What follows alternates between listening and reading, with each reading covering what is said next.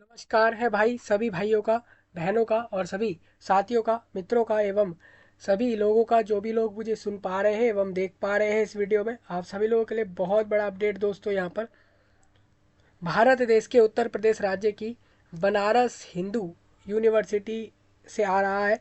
आपको बता दूं, भारत देश के उत्तर प्रदेश राज्य में एक सेंट्रल यूनिवर्सिटी है जिसका नाम है बनारस हिंदू यूनिवर्सिटी, BHU, जिसको सभी लोग इस नाम से जानते हैं। और इस यूनिवर्सिटी में 294 वैकेंसियाँ निकाली गई इस राज्य की इस यूनिवर्सिटी में, जो कि भारत देश के उत्तर प्रदेश राज्य में है। और इसमें आपकी नॉन टीचिंग पोस्ट पर निकाली गई, मतलब कि आपका जो इस यूनिवर्सिटी में काम रहेगा वो पढ़ाने का नहीं रहेगा। आप एक प्रोफेसर, एक असिस्टेंट प्रोफेसर या एक लेक्चरर नहीं होंगे, बल्कि आप एक नॉन टीचिंग स्टाफ होंगे। अब उस स्टाफ में आपकी कौन कौन सी पोस्टें होंगी मैं आपको क्लियर कर देता हूँ इस वीडियो में। आपको बता दूं दोस्तों, ये वैकेंसी जो भरी जा रही हैं ऑल इंडिया बेस में भरी जाएंगी। मतलब सिर्फ राज्य के निवासी या राज्य के लोग ही नहीं, बल्कि पूरे देश से लोग इसमें फॉर्म भर के अप्लाई करके इस जॉब को ले सकेंगे। और इस जॉब पर अप्लाई करने के लिए एलिजिबिलिटी, क्वालिफिकेशन, सैलरी, फॉर्म की डेट्स, फॉर्म की फ़ीस और कौन फॉर्म भरेंगे कौन नहीं भरेंगे, और साथ में सिलेक्शन प्रोसेस क्या है, सारा कुछ बता देता हूँ। यहाँ पर नॉन टीचिंग पोस्ट में भी दो तरह के नोटिस आए हैं। एक तो आपका रेगुलर और एक परमानेंट पोस्ट पर आए हैं। दूसरा आपका एक डेप्यूटेशन पोस्ट पर आया है। डेप्यूटेशन मीन्स ये हो जाता है कि आपको एक स्पेसिफिक काम के लिए, स्पेसिफिक टाइम पीरियड के लिए आपको रिक्रूट कर रहे हैं। मतलब कि उनकी ज़रूरत है, इस वजह से वो लोग उस पोस्ट पर आपको ले रहे हैं। और उसके बाद उनका जैसे ही वो ज़रूरत वाला समय और काम आपका वो पूरा हो जाएगा, उसके बाद वो आपकी रिक्रूटमेंट को वहाँ से ख़त्म कर देंगे। ये उनका मेन पर्पस है डेप्यूटेशन वाले रिक्रूटमेंट से। आपको बता दूं, डेप्यूटेशन वाला रिक्रूटमेंट एक स्पेसिफिक टाइम पीरियड के लिए रहेगा। मतलब कि आपको लेकिन पहले ही बता दिया है फॉर्म में कि आप इतने समय तक ही काम करोगे इस पोस्ट पर, उसके बाद आप नहीं करोगे। तो वो जो वैकेंसियाँ हैं वो 47 है। 294 में से 47 वैकेंसियाँ वो डेप्यूटेशन वाली अलग है, और बाकी 247 वैकेंसी अलग है, जो कि एक रेगुलर परमानेंट जॉब्स होंगी नॉन टीचिंग स्टाफ में। ठीक है, नोटिफिकेशन आ गया है। नोटिफिकेशन में मैं सारी चीज़ें आपके साथ डिस्कस कर देता हूँ, कौन कैसे सिलेक्ट हो रहे हैं लोग यहाँ पर और कैसे लोग अप्लाई करेंगे। कुल मिलाकर बात यह है कि 294 लोगों को, 294 लोगों को यहाँ से, 294 लोगों को यहाँ से जॉब मिल जाएगी भारत देश के उत्तर प्रदेश राज्य में। ठीक है, अब लेकिन आपको एलिजिबल होना जरूरी है इस पर अप्लाई करने के लिए, और सारी कंडीशन को फुलफिल करना जरूरी है। ये आपकी गवर्नमेंट ऑफ इंडिया की सेंट्रल यूनिवर्सिटी है। मतलब ये हो जाता है कि अगर आपको कोई भी जो आपको सैलरी मिल रही है वो सेंट्रल गवर्नमेंट एम्प्लॉय के रूल के हिसाब से मिलेगी, और प्लस आपको जो भी बेनिफिट मिलेंगे वो ऑल इंडिया बेस रहेंगे और वो गवर्नमेंट ऑफ इंडिया वाले मिल रहे होंगे।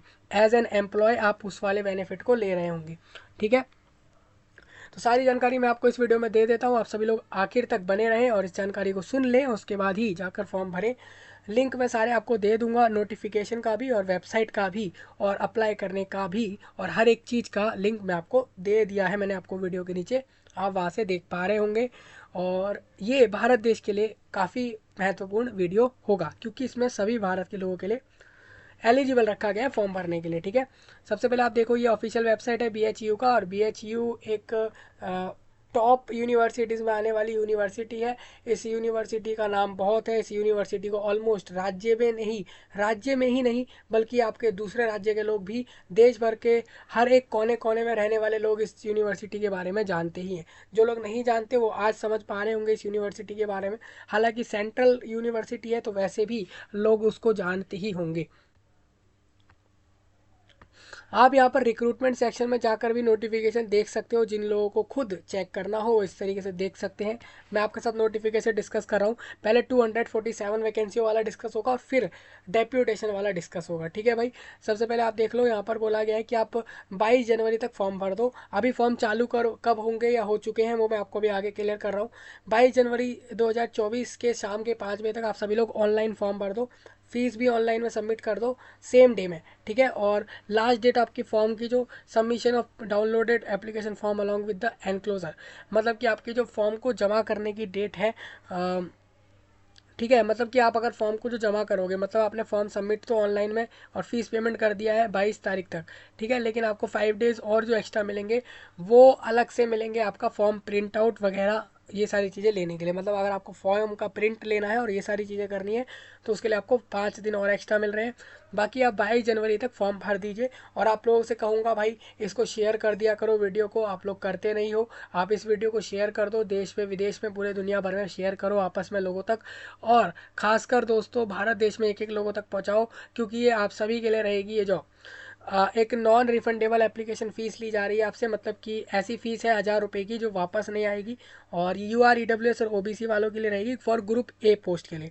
ठीक है, आप याद रखें दोस्तों, यहाँ पर 2 तरह की पोस्टों पर रिक्रूटमेंट हो रही है, ग्रुप ए और ग्रुप बी। अब देखिए सबसे पहले आपको बता दूँ, ग्रुप ए बी और सी ये टॉप के ग्रुप्स हैं पोस्ट वाइज। मतलब कि इनमें अगर आप जाते हो तो आपको सैलरी तो काफ़ी अच्छी होती है, बेनिफिट भी होते हैं, और एक टॉप रैंकिंग वाली पोस्टें होती हैं ग्रुप ए बी सी। आप अगर गवर्नमेंट ऑफ इंडिया के भी अगर अगर अलग अलग मिनिस्ट्रीज़ में एम्प्लॉयज़ को देख रहे हो गवर्नमेंट ऑफ इंडिया के, और अगर आप कहोगे तो ग्रुप ए के पोस्ट वाले सबसे ज़्यादा एक टॉप रैंक में आ रहे हैं, और अगर वो गैजेटेड हैं तो वो और उनको फ़ायदे हैं। तो आपको बता दूं 1000 रुपये आपसे ले लिए जाएंगे अगर आप UR EWS OBC से रहोगे ग्रुप ए पोस्ट में अप्लाई करने के लिए। ग्रुप बी पोस्ट में अप्लाई करोगे तो आपसे 500 रुपये लिए जाएंगे, जो कि नॉन टीचिंग फील्ड में है। ग्रुप ए पोस्ट अलग है और ग्रुप बी की नॉन टीचिंग पोस्टें हैं। और एप्लीकेशन फ़ीस जो है चार्ज नहीं करी जाएगी। जो लोग अनुसूचित जाति जनजाति हैं, या फिर वो डिसेबल्ड हैं, या फिर कोई भी कैटेगरी वाली महिला है, तो वो फॉर्म का फ़ीस नहीं देंगे। Application fees is to be paid through the payment gateway. आप ऑनलाइन में इंटरनेट बैंकिंग का इस्तेमाल करो, डेबिट कार्ड का यूज़ करो, और क्रेडिट कार्ड UPI जैसी सुविधाओं का इस्तेमाल करके आप फॉर्म की पेमेंट कर सकते हो और अप्लाई कर सकते हो। याद रख लें कि ऑनलाइन एप्लीकेशन इनवाइट करे जा रहे हैं जो सिर्फ भारत के लोगों से फॉर्म भरवाए जाएंगे, सिर्फ भारत के सिटीजन से। जो लोग मतलब सिटीजन्स ऑफ इंडिया मीन्स ये हो जाता है कि आप भारत के नागरिक हो। ऐसा नहीं है कि आप अगर भारत में रह रहे हो तो आप नागरिक हो गए।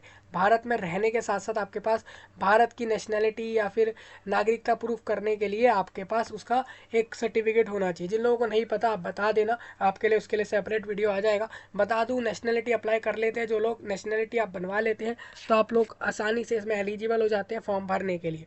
ठीक है, जो कि ये काफ़ी इंपॉर्टेंट चीज़ है। और आप भारत ही नहीं, अगर आप किसी भी देश में जाओगे, आप व्यापार करोगे, जॉब करोगे, तो आपको वहाँ की नेशनैलिटी या एक सिटीजनशिप होना चाहिए। नहीं है तो आप एक, जैसे भारत देश में OCI करके एक बनवाया जाता है दूसरे देश के लोगों से, वो चीज़ें आप कर सकते हो। लेकिन इसमें आपको सिर्फ भारत के नेशनैलिटी ही लोग फॉर्म भरेंगे, या भारत के सिटीजन्स ही फॉर्म भरेंगे। Non teaching post to be fill vacancies under A and B in different sectors in the university as per the. ठीक है, ये देखिए ये बनारस हिंदू यूनिवर्सिटी, इस यूनिवर्सिटी का नाम है काशी।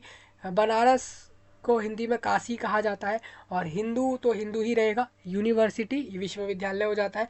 तो काशी हिंदू विश्वविद्यालय यानी कि बनारस हिंदू यूनिवर्सिटी है। और इस यूनिवर्सिटी के अलग अलग सेक्टर हैं। आप जानते हो यूनिवर्सिटी के अलग अलग डिपार्टमेंट और सेक्टर्स होते हैं। उसके अंदर ग्रुप ए और बी में आपको ये अलग अलग पोस्टों पर रिक्रूट कर रहे हैं, जो कि नॉन टीचिंग पोस्ट है। सभी इंडियन सिटीजन फॉर्म भरेंगे, याद रखें, भारत से फॉर्म भरेंगे। आप अगर दूसरे देश के हैं तो आप लोग फॉर्म नहीं भर सकते हैं। सैलरी मैं आपको क्लियर करूंगा, इसमें बिल्कुल सारी चीज़ें क्लियर होंगी। और ऑनलाइन ही फॉर्म भरें आप सभी लोग, 22 जनवरी तक भर दें, और 27 जनवरी तक प्रिंट ले लें, या जो बाकी प्रोसेस है फॉर्म के वो उस दिन तक ख़त्म कर लें। फॉर्म की फ़ीस क्लियर हो गई होगी। Application has to be filled online on the, ठीक है, BHU के वेबसाइट से आप भर सकते हो, मैं लिंक आपको दिखा दूंगा। Downloaded hard copy should be submitted on to the office of registrar recruitment and assessment cell BHU Varanasi. Bharat देश के उत्तर प्रदेश राज्य की वाराणसी जगह पर जाना होगा आपको। वहाँ पर BHU यूनिवर्सिटी के असेसमेंट सेल में जाना है। रिक्रूटमेंट एंड असेसमेंट सेल करके जगह है, एक विभाग होगा वहीं पर यूनिवर्सिटी में, वहाँ पर आपको जाना है। वो ऑफिस ऑफ रजिस्ट्रार होगा, मतलब कि वहाँ पर एक रजिस्ट्रार करके ऑफिसर है, उनके ऑफिस में जाना है। और वहाँ पर आपको फॉर्म की हार्ड कॉपी सबमिट करनी है। मतलब आप फॉर्म अप्लाई कर लो ऑनलाइन में 22 जनवरी तक, उसका प्रिंट ले लो, और उसका प्रिंट लेने के बाद उसकी हार्ड कॉपी जो आपके पास आ जाएगी, फ़ोटो कॉपी जो आपका कलरफुल वाली रहेगी, तो वो हार्ड कॉपी हो जाती है। उसको आप ले जाओ, और उसका 2-4 जो है उसमें आप सेल्फ अटेस्ट करके 2-3 कॉपियाँ ले जाओ उसकी, और इसको आप ऑफिस ऑफ द रजिस्ट्रार लेकर जाओ BHU में वाराणसी के अंदर, वहाँ जाके जमा कर दो। याद रखें हार्ड कॉपी ज़रूर ही जमा करनी होगी आप सभी को। ग्रुप ए में मैं आपको पोस्टें बता देता हूँ। ग्रुप ए के अंदर पोस्ट कोड रहेंगे। आप जब फॉर्म अप्लाई करोगे आपको पोस्ट कोड सिलेक्ट करने हैं। अब पोस्ट कोड आप यहीं से देख लोगे नोटिफिकेशन से कि किस पोस्ट का नाम क्या है, मतलब कि जिस पोस्ट का आप नाम देख रहे हो उसका एक कोड दिया गया है, उस कोड को ही आप डालोगे फॉर्म में। ठीक है, वहाँ पर आपको पोस्ट नहीं मिलेंगी, कोड्स मिलेंगे, उन कोड को सिलेक्ट करोगे। ग्रुप ए में 20-30-7 यानी कि 20-20-307 ये एक पोस्ट कोड है। इसके अंदर ए एल 13A लेवल का सैलरी है। अगर आप बात करो कि लेवल 13A में क्या सैलरी दिया जाएगा, तो 1,31,400 रुपये से इनिशियली है वो, ठीक है भाई, शुरुआती तौर पर है। आप अगर देखते हो तो 2,17,000 मैक्सिमम जा रहा है। ग्रुप ए का इसमें जो है रहेगा ये पोस्ट। और पोस्ट कोड आप अगर देखते हो तो 30,544 यानी कि 30544, तो इसमें आपका ऑल लेवल 10 रहेगा, यानी कि इसमें आपको 57,000 57,700 तक का सैलरी होगा। और इससे तो इनिशियल है भाई, इतना याद रखे, मैक्सिमम 1,82,000 तक जा रहा है ये। इसी तरीके से पोस्ट कोड 20-30-6 और 20-30-8 वालों का लेवल 12 सैलरी यानी कि 78,800 रुपीज़ शुरुआती तौर पर होगा। लेवल 11 वाले भी देख लेना। अब देखिए, आपको पोस्ट कोड से अपना सैलरी देख लेना। अब ये पोस्ट कोड है कौन सी, इसका नाम क्या है, इसका काम क्या है, वो मैं आगे क्लियर कर देता हूँ। तो कुल मिलाकर यहाँ पर जो आपकी पोस्टें दिख रही हैं वो कितनी है, आप देखोगे तो यहाँ पर 5 और 1 6 और 6 और 5 11 तरह की पोस्टें हैं जो कि नॉन टीचिंग पोस्ट पर फिल हो रही हैं। ग्रुप ए और बी मिलाकर दोनों ही, ग्रुप बी में सिर्फ 2 ही पोस्टें हैं। और ग्रुप बी वालों की सैलरी कम होगी क्योंकि उनका लेवल 7 है और उनका जो है 44,900 रुपये से सैलरी स्टार्ट है। सबसे पहले आप ये समझो कि किस सेक्टर में रहेगा। ग्रुप ए और बी वालों का अगर बताऊं तो पोस्ट कोड जो उनका 20-30-4 है और 20-30-5 है, वो उनका एग्जीक्यूटिव इंजीनियर होंगे, वो इलेक्ट्रिकल और मैकेनिकल में, जिसमें यूआर से एक वैकेंसी होगी और ओबीसी से एक होगी। और इनका सैलरी आपने ऊपर देख लिया। देखिए 20-30-4 आपको यहाँ दिखाता हूँ मैं एक बार। 20-30-4 यानी आपका सैलरी 67,700 इनिशियली होगा और एक समय आपको वो 2,08,000 और इस तरीके से देंगे। ग्रुप बी वाले भी अपना सैलरी रीड करें, सभी लोग पोस्ट कोड वाइज सैलरी देख लेना। एग्जीक्यूटिव इंजीनियर, सिविल इंजीनियर चाहिए इनको। एग्जीक्यूटिव इंजीनियर आप अगर देखते हो, इनको सिविल मीन्स ये हो जाता है कि सिविल इंजीनियर वाले फील्ड वाला कैंडिडेट चाहिए इनको। एग्जीक्यूटिव इंजीनियर पोस्ट रहेगा, ये आपको लेंगे यूनिवर्सिटी वर्क्स डिपार्टमेंट और electric and water supply services के अंदर लेंगे। और आपका पोस्ट कोड 20-30-5 है यानी कि आप लोगों को 67,700 शुरुआती तौर पर 2 लाख एक समय पर आपको मिल रहा होगा सैलरी। यानी आप समझो शुरुआत में 70,000, फिर 80, 1 लाख, 2,000, फिर 1.5 लाख, इस तरीके से आपका सैलरी जाएगा। एक ही कैंडिडेट चाहिए इनको इस पोस्ट में। कंप्यूटर सेंटर आप देख लो के अंदर इन्हें सिस्टम इंजीनियर चाहिए एक पोस्ट पे, और जूनियर मेंटेनेंस इंजीनियर और नेटवर्किंग इंजीनियर चाहिए, और उसकी भी एक वैकेंसी है। लाइब्रेरी सेक्टर के अंदर इनको डेप्टी लाइब्रेरियन और असिस्टेंट लाइब्रेरियन की वैकेंसी आप कैटेगरी वाइज समझ लो। सेम सर सुंदरलाल हॉस्पिटल और centenary super speciality complex SS hospital, trauma centre, IMS, RGSC, बार बारकतका मिर्ज़ापुर में है ये। और इसमें इनको चीफ नर्सिंग ऑफिसर चाहिए, नर्सिंग सुपरिंटेंडेंट और मेडिकल ऑफिसर और नर्सिंग ऑफिसर महिलाएं इनको ज़्यादा चाहिए इस फील्ड में। और नर्सिंग ऑफिसर पुरुष भी इनको चाहिए, वो आप कैटेगरी वाइज यहाँ से समझ सकते हो। डिसेबल्ड वाले याद रखें, जो आप डिसेबिलिटीज़ वाली वैकेंसियाँ देख रहे हो, डिसेबिलिटीज़ में इन्होंने क्लियर कहा है कि जो पोस्ट कोड 30-54-5 है ना, उसमें ये OA और OL और AAV और DW और LC जैसी डिसेबिलिटीज़ वाले को ही देंगे। तो किस डिसेबिलिटी वाले को कौन सी पोस्ट मिलेगी आप यहाँ से देख लो। अब मैं आपको डायरेक्ट पोस्ट वाइज सैलरी तो आपको बता ही दिया है, अब मैं क्वालिफिकेशन बता देता हूँ। एग्जीक्यूटिव इंजीनियर पे अप्लाई करने के लिए मैकेनिकल और इलेक्ट्रिकल वाले में फर्स्ट क्लास बैचलर डिग्री होनी चाहिए, मतलब कि आप फर्स्ट डिवीज़न से अपने बैचलर डिग्री में पास हो इस फील्ड में किसी भी यूनिवर्सिटी से, and pass in first class section A and section B examination of the institution of engineering. आपने इंस्टीट्यूशन ऑफ इंजीनियरिंग इंडिया का पहला सेक्शन और दूसरा सेक्शन एग्ज़ाम पास कर रखा हो। मिनिमम एक्सपीरियंस 8 साल का लिया जाएगा एक असिस्टेंट इंजीनियर के तौर पर, उससे ज़्यादा भी हो सकता है, एक्सपीरियंस ऑफ 5 ईयर ऐसा हो सकता है इसके अंदर।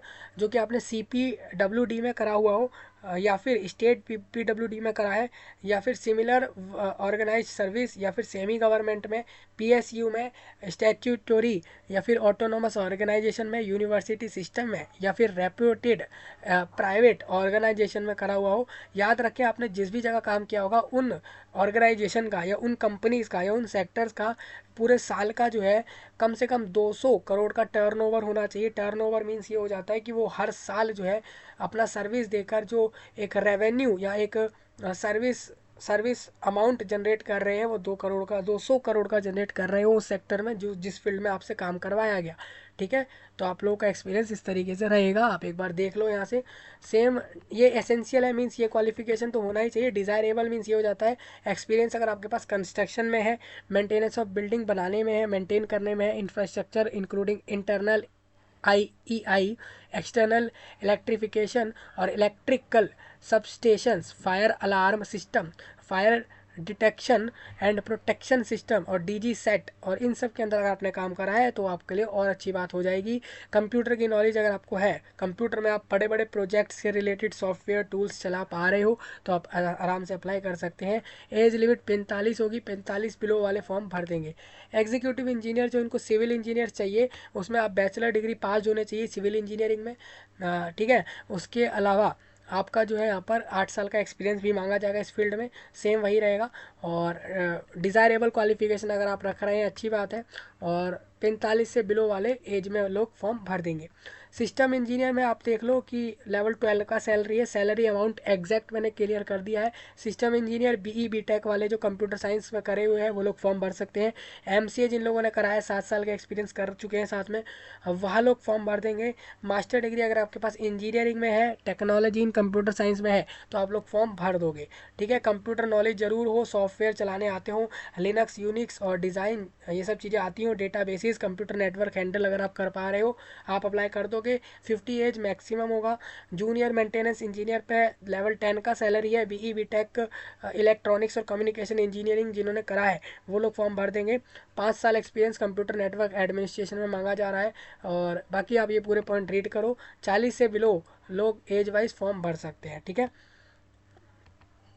इस वाले पोस्ट पर। तो इस तरीके से सभी लोग अपने अपने पोस्ट वाइज को अपने क्वालिफिकेशन एज देखते हुए चलेंगे, और साथ में वो ये भी देख लेंगे कि कितनी साल का एक्सपीरियंस उनका मांगा जा रहा है। तो सभी लोगों को सारी जानकारी समझ आ रही होंगी। ये सारी पॉइंट जो टेबल में दिए गए, ये जो एज लिमिट बोल रहे हैं, अब आप समझो कोई बोल रहा है एज लिमिट मीन्स क्या हो जाता है भाई, वो लिमिट लगा दे रहे हैं। लिमिट बेसिकली कह रहे हैं कि भाई यही लिमिट है, अगर आप इसके ऊपर चले गए हो तो आप लोग फॉर्म नहीं भरोगे। ठीक है, ऑनलाइन फॉर्म भरना है सभी लोगों को, हार्ड कॉपी सबमिट कर देना है रजिस्ट्रार को BHU में। अब देखिए खुद नहीं जा रहे हैं तो ऐसा कर लीजिए भाई स्पीड पोस्ट वहाँ पर भिजवा दीजिए, तो ऐसा भी आप लोग कर सकते हो, हार्ड कॉपी वहाँ भिजवा सकते हो। ठीक है, और एप्लीकेंट सेल फर्स्ट रजिस्टर, उसको रजिस्टर करना पड़ेगा। रिक्रूटमेंट और असेसमेंट सेल पोर्टल है आपका BHU वेबसाइट पर, पहले आप रजिस्ट्रेशन करते हो किसी भी चीज़ का फिर ही फॉर्म भरते हो। सेपरेट एप्लीकेशन जो है भरना पड़ेगा अलग अलग पोजीशन के लिए। अगर आप एक से ज़्यादा पोस्ट पर एलिजिबल हो और आपको ये चांस लेना है कि आपको किसी भी पोस्ट पर जॉब मिले ही, तो आप लोग एक से ज़्यादा पोस्ट के लिए अप्लाई करो, अलग अलग फॉर्म भरो, अलग अलग फीस पेमेंट करो, अलग अलग जमा करो। उसका अलग से दोनों का फॉर्म का प्रिंट आएगा, फिर दोनों को ही आप अलग से उसमें जो है एक बार में स्पीड पोस्ट करवा के भी अपने रजिस्ट्रार तक BHU तक भिजवा सकते हो। याद रखें फॉर्म के लास्ट डेट से पहले ये चीज़ हो जानी चाहिए आपकी, ऑनलाइन फॉर्म सबमिट भी, प्लस 27 तारीख आपकी जो है हार्ड कॉपी सबमिशन डेट है। और डिजिटल 27 जो है आपका ये जनवरी में। और डिजिटल पासपोर्ट साइज़ फ़ोटो और सिग्नेचर में आप JPEG फॉर्मेट साइज़ रखो, आपका जो है डॉक्यूमेंट फॉर्मेट रखो, और 50 KB से कम उसके जो है उसके नीचे ही साइज़ रहे, इस चीज़ का सभी ध्यान रखें। और बाकी आप इसके लिए वीडियो देख सकते हो।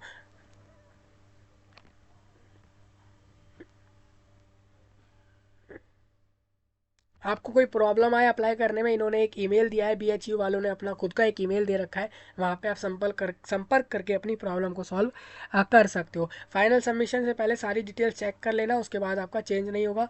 आफ्टर सक्सेसफुल सबमिशन के बाद जब आप सक्सेसफुल सबमिट कर दो अपने फॉर्म को, तो वो अपने पेमेंट गेटवे पे आप लोग आ जाओगे, पेमेंट सबमिट कर देना। पेमेंट सबमिशन के बाद वापस नहीं होती, इस बात का सभी ध्यान रखें। ये आपकी जो जॉब होगी गवर्नमेंट, सेंट्रल गवर्नमेंट की एम्प्लॉय होंगे आप इसमें, मतलब कि आप एक गवर्नमेंट एम्प्लॉय होंगे यहाँ पर एक यूनिवर्सिटी में, जो भी आपके पोस्ट बताए गए। ठीक है,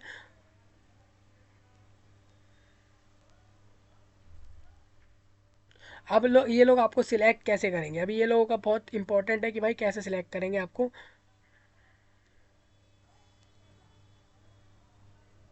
जो आपने अपनी पोस्ट देखी डेप्टी लाइब्रेरियन और असिस्टेंट लाइब्रेरियन की पोस्ट, उसके लिए कैसे सिलेक्ट करेंगे वो एनेक्सर 1 नाम से एक पॉइंट दिया है आगे, वहाँ दिखाया गया है।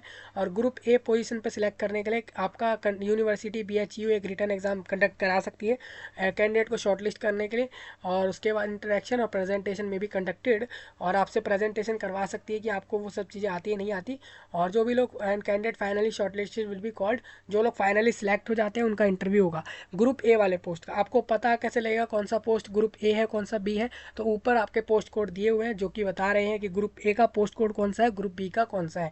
ग्रुप बी वाले पोजीशन के लिए एक यूनिवर्सिटी जो है एक रिटर्न टेस्ट कराएगी ग्रुप ए बी दोनों पोस्ट के लिए, और उसके बाद ग्रुप ए पोस्ट में आपका स्किल टेस्ट जरूर कराएगी यूनिवर्सिटी, जो कि रिटन टेस्ट पास करने वालों का कराएगी, और स्किल टेस्ट के बाद इंटरव्यू लेके डॉक्यूमेंट वेरीफाई करा के आपको जॉब दे देंगे। जो नर्सिंग ऑफिसर मेल कैंडिडेट की पोस्ट है उसके लिए और फीमेल के लिए, ठीक है। तो in case of transgender candidate they may apply against, ठीक है। ट्रांसजेंडर कैंडिडेट भी अप्लाई कर सकते हैं फॉर्म, ठीक है। इन्होंने ये चीज़ क्लियर कर ली है, नर्सिंग ऑफिसर में मेल और फीमेल की पोस्ट पर भी अगर ट्रांसजेंडर फॉर्म भरना चाहे भर सकते हैं। शॉर्ट लिस्टिंग जो होगी कैंडिडेट की हर पोस्ट के लिए, इस वो उनको फिर अपने डॉक्यूमेंट वेरीफाई कराने हैं, DV कराना है, जो कि एंड प्रोसेस रहेगा, जो उसके बाद आप लोगों को यहाँ से जॉब मिल जाएगी। इसका मतलब ये बिल्कुल नहीं है अगर आपको इंटरव्यू के लिए बुला रहे हैं, आप रिटर्न पास कर दे रहे हो, स्किल पास कर दे रहे हो और आपको इंटरव्यू बुलाया जा रहा है, तो आप ये बिल्कुल ना समझे कि आपको जॉब मिल ही जाएगी। आप इंटरव्यू पास कर देंगे, DV पास कर दोगे, उसके बाद जाके माने कि आपको जॉब मिल रही है।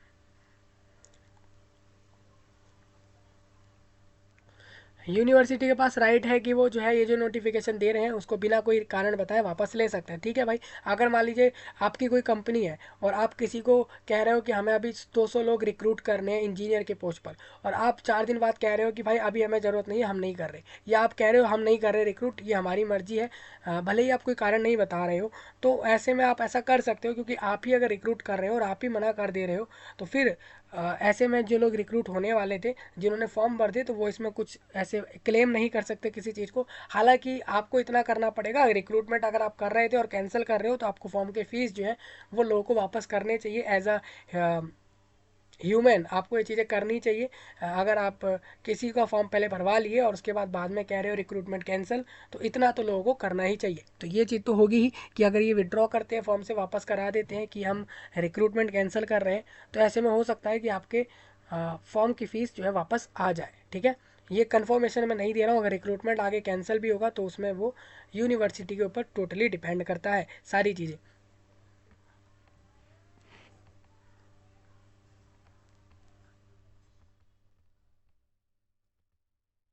अब बात आती है जितनी पोजीशंस आपने अभी देखी हैं फील्ड थ्रू डायरेक्ट रिक्रूटमेंट और थ्रू, हाँ इन्होंने एक चीज़ बोली है, आपका एनुअल परफॉर्मेंस देखते हुए ये सब देखते हैं आपको कि कैसे रिक्रूट करके कब तक रखना है। 5 साल तो ये रखेंगे ही इन पोस्टों पर, उसके बाद आगे ये आपकी जॉब आगे और एक्सटेंड कर सकते हैं। आप सभी की जॉब 5 साल रहेगी रेगुलर और परमानेंट बेस्ड पर, 5 साल के बाद एक्सटेंशन हो सकते हैं इस पोस्टों पर, ठीक है। सिलेक्शन प्रोसेस सबको समझ आया होगा, ये रिटर्न टेस्ट होगा ग्रुप ए और बी वाले पोस्ट के लिए, होगा नहीं होगा ये कंफर्म नहीं है, नहीं होगा तो डायरेक्ट इंटरव्यू होता है, तो फिर आपको वो एग्ज़ाम देकर फिर इंटरव्यू के लिए जाना होगा, और उसके बाद डॉक्यूमेंट वेरीफाई होंगे और उसके बाद ज्वाइनिंग के साथ आपकी जॉब स्टार्ट हो जाएगी। फॉर्म जनवरी एंड तक जा रहे हैं, इसका मतलब आप ये मान लो कि आपको अप्रैल तक तो जाकर इसमें जॉब मिल रही होगी। अगर फरवरी में एग्ज़ाम हो रहे हैं, फिर रिजल्ट आ रहा है, फिर मार्च में इंटरव्यू जा रहे हैं, और इस तरीके से जाते जाते अप्रैल तक आपके पास ये जॉब होगी।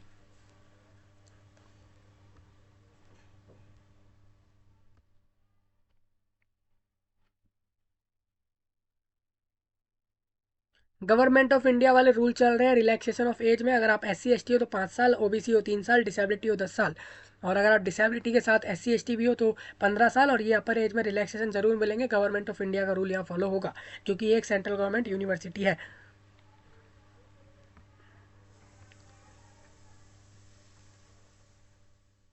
अब एलिजिबिलिटी आपकी एज वाइज या क्वालिफिकेशन वाइज कैसे देखने वाले हैं, तो वो आपकी देखेंगे 22 जनवरी। आप 22 जनवरी 2024 में जितने भी एज वाइज हो गए हो और जितनी भी क्वालिफिकेशन रख रहे हो आप लोग फॉर्म भर दोगे।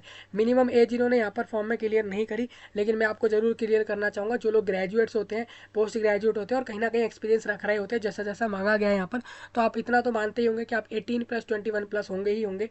तो आप इतना मिनिमम मान लो, 18+ मिनिमम है और मैक्सिमम आपका 30, 35, 40, 45 जो भी आपका दिया हुआ है पोस्ट वाइज वहाँ रहेगा। एज क्लियर हो गया होगा, सिलेबस कोई अभी आया नहीं रिटर्न टेस्ट का। जब अगर कंफर्म होता है BHU की तरफ से कि रिटर्न टेस्ट हो रहा है, तब आपको सिलेबस प्रोवाइड होगा। बाकी इन्होंने सिलेक्शन प्रोसेस क्लियर सारा बता दिया है। और इसके अलावा सैलरी बताई है, बेनिफिट्स आपको ज़रूर होंगे। आप एक सेंट्रल गवर्नमेंट के एम्प्लॉय होंगे, सेंट्रल गवर्नमेंट की यूनिवर्सिटी के एम्प्लॉय हैं, इसमें इसका मतलब आपको बेनिफिट बहुत सारे यहाँ पर सैलरी के अलावा होने वाले हैं। तो आपको सारी चीज़ें समझ आ गई होंगी। ऑनलाइन फॉर्म भर दीजिए और उसका जो हार्ड कॉपी है वो रजिस्ट्रार ऑफिस BHU अपना सबमिट करा लीजिए। तो ये सारी चीज़ें हैं आपके लिए।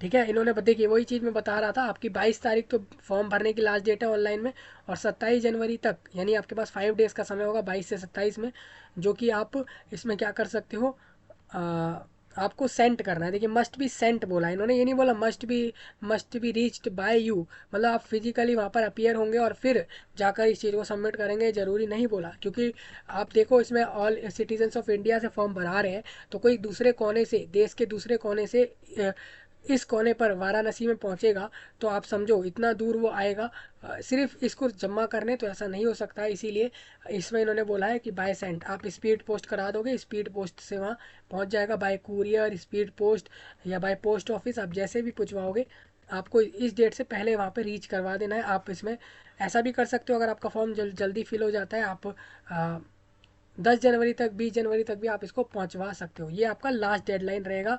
रजिस्ट्रार के द्वारा इस नोटिफिकेशन को वेरीफाई करा गया। बहुत शॉर्ट नोटिस था, सारी जानकारी आपको दी गई है। थोड़ा आगे चलते हैं। Short listing criteria assistant librarian का थोड़ा अलग है।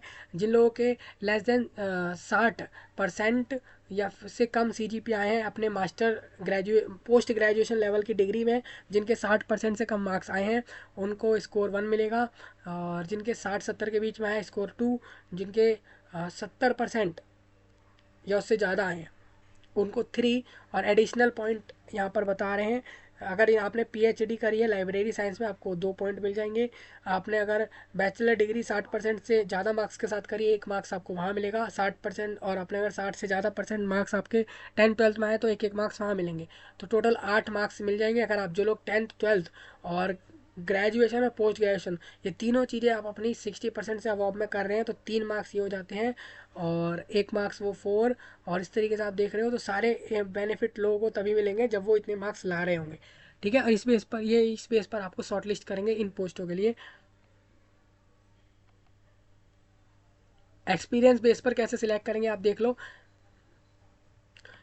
1 ईयर बट नॉट एक्सपीरियंस, जिन लोगों ने 1 साल का एक्सपीरियंस करा है और लेकिन 1 से 2 साल का एक्सपीरियंस करा है, ठीक है, वो लोगों को 1 पॉइंट मिलेगा। जिन लोगों ने 4 साल से ज़्यादा एक्सपीरियंस करा है 3 पॉइंट मिल जाएंगे। तो ये सारे आपको इस तरीके से पॉइंट दे देकर आपको सिलेक्ट करेंगे इन दोनों पोस्टों पर, लाइब्रेरियन वाले पोस्टों पर। ठीक है,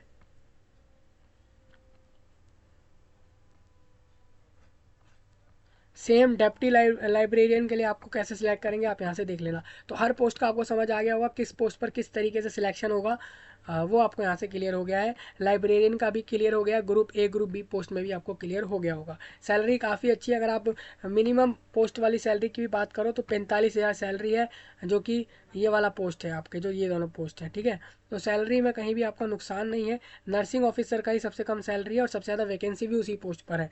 247 वैकेंसी टोटल इस नोटिफिकेशन में आपको दिख रही है। आपकी जॉब 5 साल मिनिमम होंगी और बाकी आपका 10-15 साल आगे भी जा सकती है, और रेगुलर और परमानेंट जॉब होंगी ये सारी। बाकी अगर नेक्स्ट चलें तो एक और नोटिफिकेशन दिया है, डेप्यूटेशन बेस पर सिलेक्ट कर रहे हैं इस वाले नोटिफिकेशन में। 47 लोगों का रिक्रूटमेंट दिया है इसमें, और डेप्यूटेशन मीन्स हो जाता है इसमें एक लिमिटेड टाइम पीरियड के लिए आपको जॉब मिलेगी। वो लिमिटेड टाइम पीरियड 3 साल का इन्होंने दिया है। इनको चाहिए आपके BHU यूनिवर्सिटी के अंदर एडमिनिस्ट्रेशन और फाइनेंस सेक्टर के अंदर इनको चीफ एडमिनिस्ट्रेटिव ऑफिसर चाहिए, यानी कि CAO चाहिए इंस्टीट्यूट ऑफ मेडिकल साइंसेज के अंदर, जिसको लेवल 13 का सैलरी देंगे। ये लेवल 13 का सैलरी आप यहाँ से चेक कर सकते हो। लेवल 13 का जो सैलरी है, यानी कि 1,30,1,000 के करीब ये सैलरी आपको देंगे। ठीक है, लेवल 13 में है, यानी सैलरी काफ़ी सही रहेगा इस पोस्ट पर। एक ही कैंडिडेट को मिलेगी ये पोस्ट, लेकिन कैंडिडेट को याद रखना है कि वो an officer holding an analogous post as on a regular basis with a minimum, उसने जो है 5 साल का रेगुलर सर्विस दिया हो इस पोस्ट पर लेवल 12 के सैलरी के साथ। और अगर उसने 10 साल का अपना सर्विस दिया है इस पोस्ट पर, तो उसको लेवल 11 सैलरी के साथ तो भी वो अप्लाई कर सकता है, चाहे उसने सेंट्रल गवर्नमेंट के किसी ऑफिस में दिया हो, स्टेट गवर्नमेंट में, यूनियन टेरिटोरी में, ऑटोनोमस स्टैट्यूटरी ऑर्गेनाइजेशन में, या फिर PSU के अंदर। ये सब आपका रहेगा, ये अप्लाई करने के लिए एलिजिबिलिटी रखी गई है। अब आप देखिए, मतलब अगर आप लोग इस पोस्ट पे काम कर चुके हैं तो आपको पता होगा कि आपने कौन कौन सी क्वालिफिकेशन रखी होगी। ठीक है,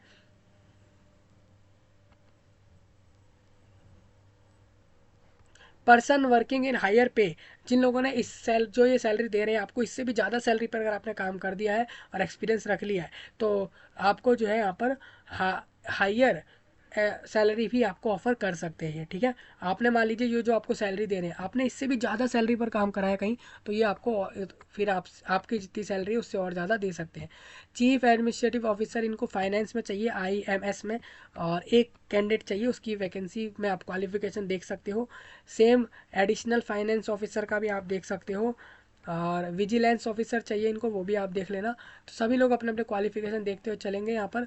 असिस्टेंट रजिस्ट्रार चाहिए इनको, और एडमिनिस्ट्रेटिव ऑफिसर चाहिए, 14 लोग चाहिए, लेवल 10 का सैलरी दे रहे हैं। आप सभी लोग क्वालिफिकेशन यहाँ से एक बार देखते हुए चलें। थोड़ा और आगे आते हैं, ये 12 वैकेंसी दी जा रही है, लेवल 6 का सैलरी, लिख 6, 7, 8 में से कोई सा भी हो सकता है। 6 का दिया जाएगा सिक्योरिटी ऑफिसर को, असिस्टेंट सिक्योरिटी ऑफिसर को लेवल 7 का सैलरी होगा। ठीक है, अब आप देख लेना कि उसके लिए एलिजिबिलिटी क्या रखी गई। अगर आपको सैलरी जानना है तो लेवल 7 का सैलरी मैं आपको क्लियर कर देता हूँ, 44,000 है। अभी लेवल अगर आपका 6 होगा तो वो आप सैलरी कम मानोगे। जैसे आप देखते हो लेवल 10 में अगर ये 56,000 दिया जा रहा है, और लेवल 11 में 67,000 करीब दे रहे हैं, और लेवल 12 में 78,000 दे रहे हैं, तो इसका मतलब हर लेवल में 10,000 के करीब का जो है डिफरेंस देखने को मिल रहा है। अगर आप सिक्योरिटी ऑफिसर होगे तो आपको लेवल 8 सैलरी दे रहे हैं, तो इसका मतलब असिस्टेंट सिक्योरिटी ऑफिसर को लेवल 7 देंगे, यानी आपसे 10,000 के करीब कम सैलरी उसको मिलेगी।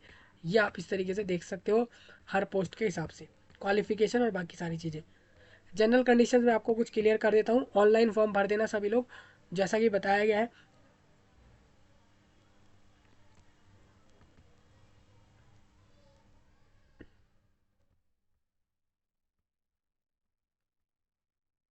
देखिए, इनिशियली आपका 3 साल का काम रहेगा यहाँ पर। 3 साल के बाद हो सकता है आपको और आगे रखें इस जॉब पर, वो आप उनकी मर्जी होगी, BHU वालों की। 3 साल तो ये रख ही लेंगे। एकोमोडेशन और मेडिकल फैसिलिटीज़ भी अवेलेबल है आपके लिए, और वही सारी चीज़ें इन्होंने बता रखी हैं।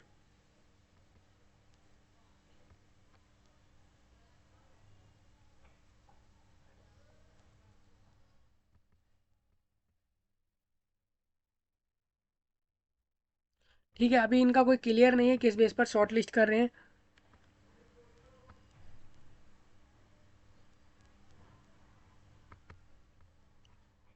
इन्होंने बोला है आप लोग अपना फॉर्म भर दोगे सभी लोग। अभी ये किसको बुला रहे हैं उसके लिए, इंटरव्यू के लिए सबको बुलाएंगे। सब में से किसको बुलाएंगे वो ये लोग देखेंगे कि किसकी क्वालिफिकेशन अच्छी है, किसके पास एक्सपीरियंस अच्छा है, कौन उस फील्ड में ज़्यादा चीज़ें जानता है, उसी कैंडिडेट को ये बुला लेंगे। और उसके बाद आपको बता देंगे कि भाई इस नाम के कैंडिडेट को इस दिन इस समय पर आना है अपने इंटरव्यू को देने। उसको डायरेक्ट उसके ईमेल पर या मोबाइल नंबर पर मैसेज ड्रॉप कर कर बुला लिया जाएगा। ठीक है, और किस मोड में इंटरव्यू होगा वो भी आपको बाद में बताया जाएगा। बेसिकली कोई एग्ज़ाम नहीं होगा इसमें।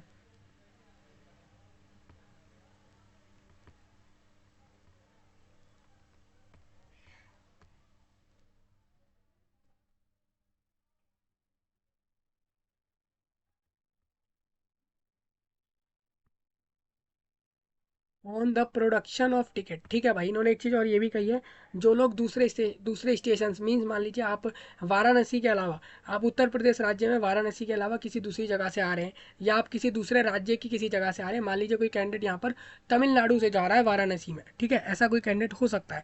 तो ऐसे में क्या हो रहा है कि जो कैंडिडेट तमिलनाडु से वाराणसी जाएगा, ठीक है। तो उसको क्या करेंगे, ये इकोनॉमी क्लास की, मतलब कि बाय फ्लाइट आप लोग इकोनॉमी क्लास से जा सकते हो यहाँ पर। उसका ये फेयर दे देंगे आपको, BHU वाले यहाँ पर आपका फेयर देंगे, आपको जाने आने का खर्चा दे देंगे, जाने का भी और आने का भी। मतलब आप इनके फेयर पर जाओगे भी और आओगे भी, दोनों का आपको फेयर मिलेगा। आपको बाय एयर इकोनॉमी क्लास से जाने आने का खर्चा दिया जाएगा इंटरव्यू के लिए, अगर आपको बुला रहे हैं तो। ठीक है। दूसरे जगह, दूसरे राज्य वालों के लिए, अगर आप सेम राज्य में हो फिर तो आप खुद भी जा पाओगे यहाँ पर। और वही सब चीज़ें यहाँ पर दी गई हैं।